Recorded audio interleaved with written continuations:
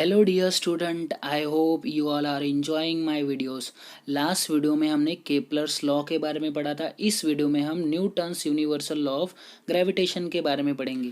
Kepler's ने simply position of planet को study कर कर हमें 3 लॉस के बारे में बताया था, but he had no explanation as to why planets obey this law.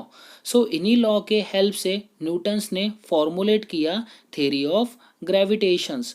So Kepler's के काम को उसी तरह से गैलीलियो के ऑब्जर्वेशंस को अच्छी तरह से स्टडी कर कर न्यूटन्स ने न्यूटन्स यूनिवर्सल लॉ ऑफ ग्रेविटेशंस के बारे में पता लगाया। सो न्यूटन्स यूनिवर्सल लॉ ऑफ ग्रेविटेशंस को पढ़ने से पहले हमें न्यूटन की एक फेमस स्टोरी को पढ़ना पड़ेगा, जो स्टोरी आपको और मुझे भी पता है। वो स्टोरी के बारे में हम पढ़ते हैं ताकि हम इस टॉपिक को अच्छी तरह से समझ सकें। We know that every object in the universe attract towards earth।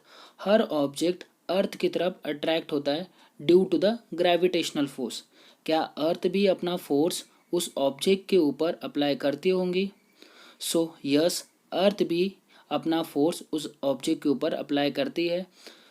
So according to the Newton's law of motion, force equals to mass into acceleration. It means force is directly proportional to M. So यहाँ पर अर्थ का मास Apple के मास से ज़्यादा होने की वजह से Apple move towards earth, but earth never move towards Apple. So Newton's universal law of gravitation को समझने के लिए 2 मास कंसिडर करते हैं जिनका मास का डिफरेंस कम से कम हो। सो मास m1 एंड मास m2। हमें पता है मास m1 क्या करेगा, कुछ फोर्स अप्लाइड करेगा मास m2 के ऊपर। उसी तरह से मास m2 भी क्या करेगा, कुछ फोर्स अप्लाइड करेगा मास m1 के ऊपर, जब हम क्या करते हैं नहीं कुछ डिस्टेंस के ऊपर प्लेस करते। So according to the Newton universal law of gravitation, force is directly proportional to the product of masses and inversely proportional to the square of its distance between them। what it means, यहाँ पर क्या होता है, जैसे जैसे force को हम क्या करेंगे दूर दूर लेके जाएंगे, वैसे वैसे क्या होगा वहाँ पर फोर्स क्या होते जाएगा, डिक्रीज होते जाएगा। सो हम इसे कंबाइंड फॉर्म में किस तरह से लिखेंगे, force is directly proportional to product of masses and inversely proportional to the square of distance between them. So mathematical expression को हम वर्डिंग्स के फॉर्म में लिखते हैं। तो वर्डिंग्स के फॉर्म में किस तरह से लिखेंगे, every particles in the universe attract every other particle with a force along a line joining them।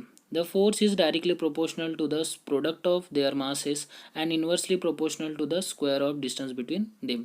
यानी फोर्स क्या होता है, डायरेक्टली प्रोपोर्शनल होता है मासेस के एंड इनवर्सली प्रोपोर्शनल होता है square of it distance between them. So proportionality sign को कैंसिल करने के लिए हम यूनिवर्सल ग्रेविटेशनल कांस्टेंट का यूज़ करते हैं। यूनिवर्सल ग्रेविटेशनल कांस्टेंट का कैपिटल जी का ऐसा यूनिट है newton metre square upon kg square, and capital G की वैल्यू है 6.67 into 10⁻⁻11 newton metre square upon kg square. So this is all about Newton's universal of gravitation. हम next video में अर्थ gravitational force और अर्थ gravitational acceleration के बारे में पढ़ेंगे। So thank you for watching my video.